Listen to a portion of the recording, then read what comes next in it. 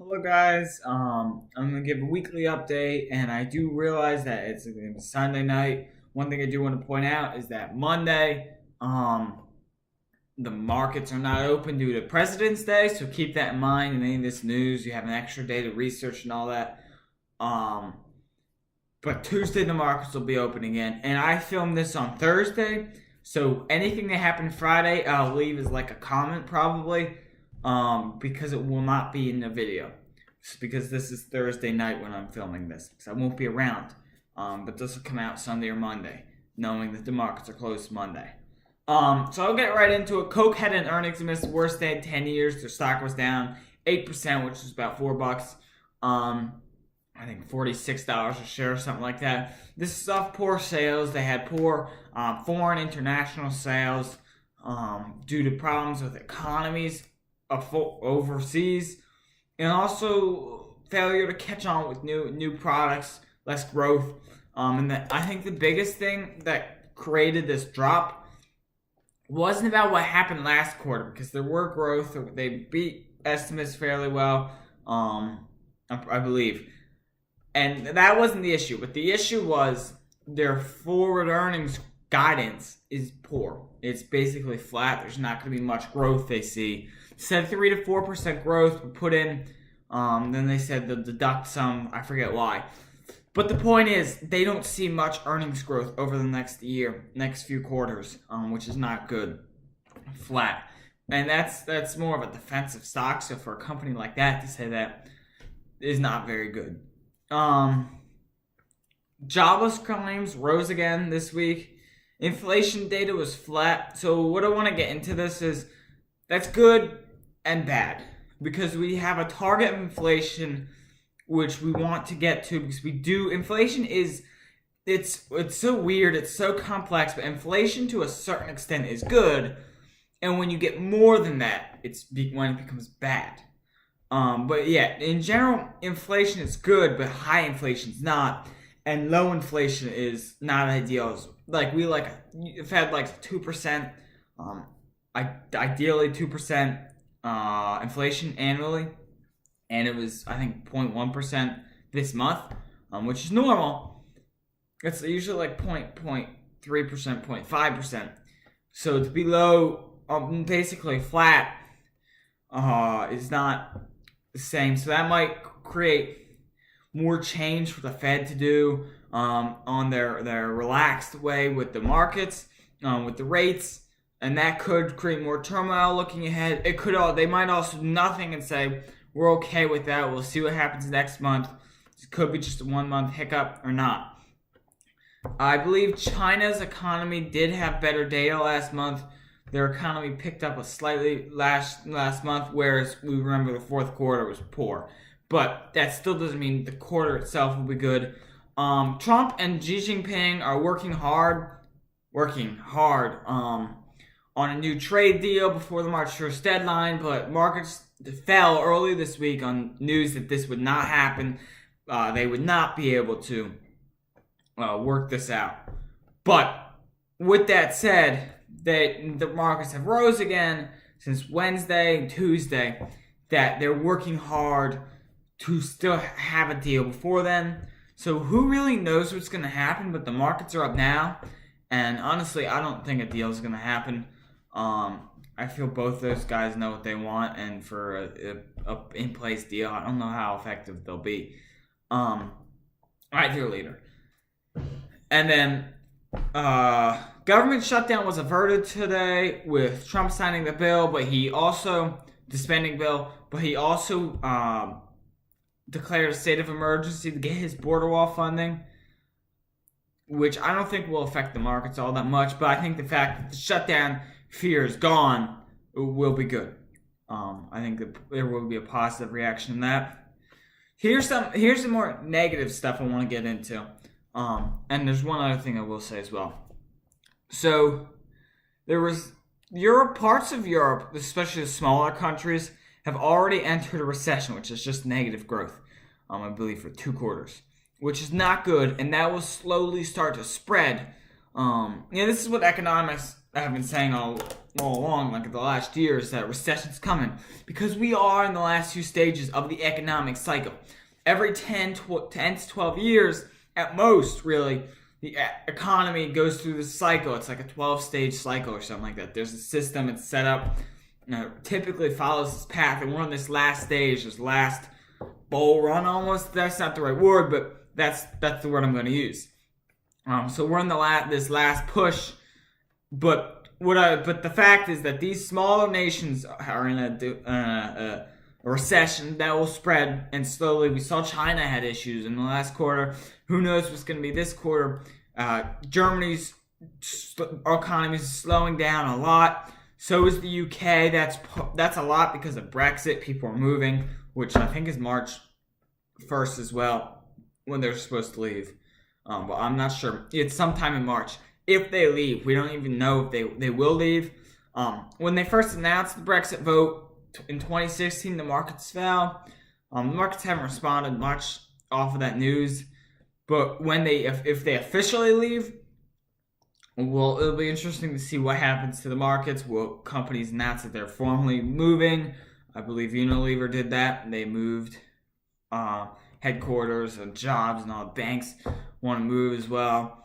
So it could hurt the UK economy, which is already slowing. They were the slowest growing economy last year, I believe. It's very slow GDP growth, very low numbers, like 0.2, 0.3%. Not much, very low amounts. But the point of it is that we're starting to see this growth fall. And I'm not saying next month, next quarter, it's going to be doomsday and it's all going to fall apart. A recession is bound to happen. Not like 2008, but like just a recession, a small recession, not a big, deep crash. I don't know what's going to happen because, let's be real, no one does. Even the most experienced people don't. Everyone will make mistakes. But I don't think it's going to be, I don't want to make people believe, 2008 was the last recession.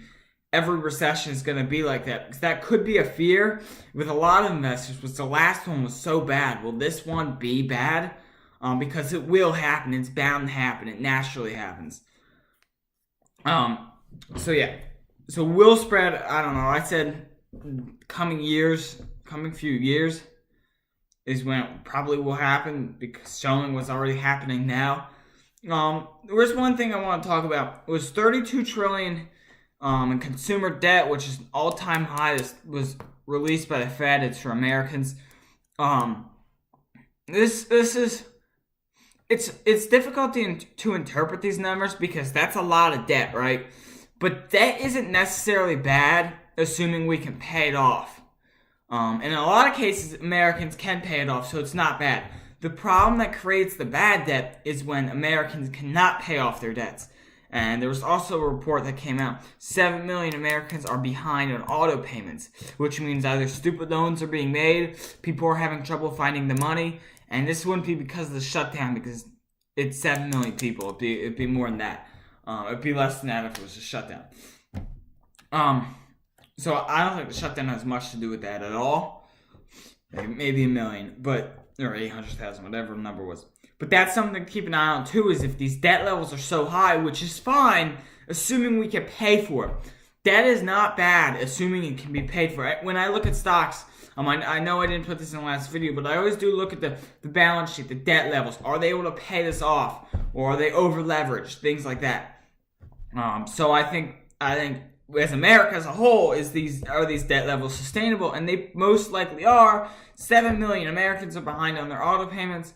That's a multitude of reasons. You'd have to do deep research into why, what are the causes. So I don't think that's anything to alarm, but it is something to look at. I wanted to bring that up to you guys.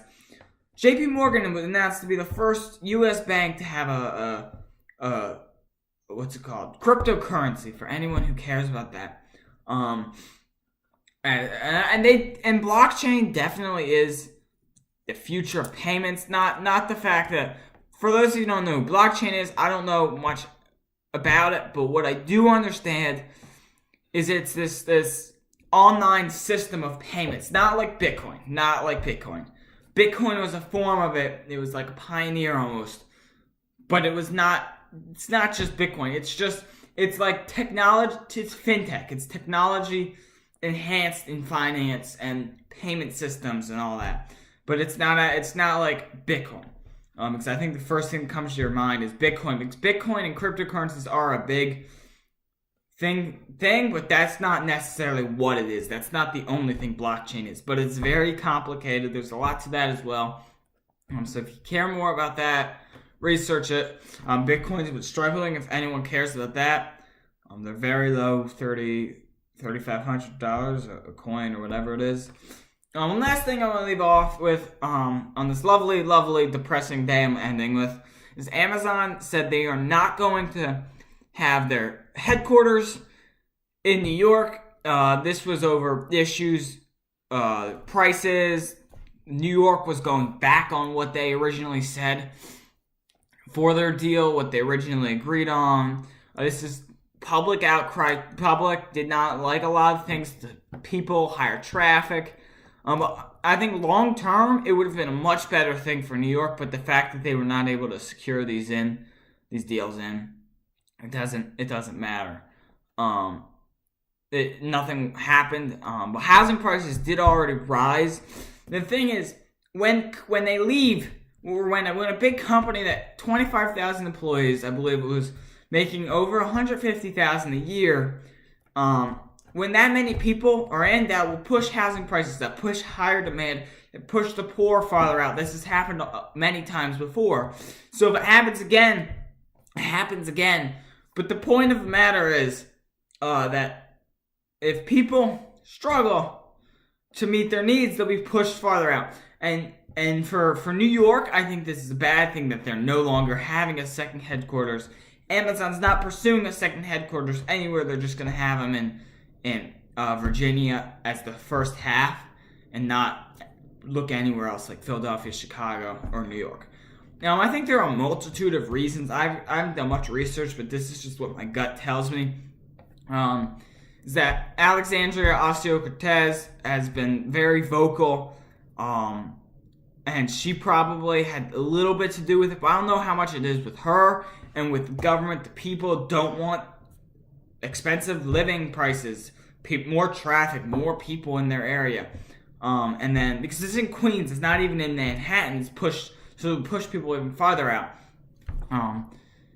But the point of the matter is that while some people don't like that New York gave tax breaks to Amazon and did all these favors, I guess you could say, to get Amazon there, in the long run, New York would have made much more money than the breaks they gave to Amazon, because the taxes from the income, $150,000 is a good amount of money.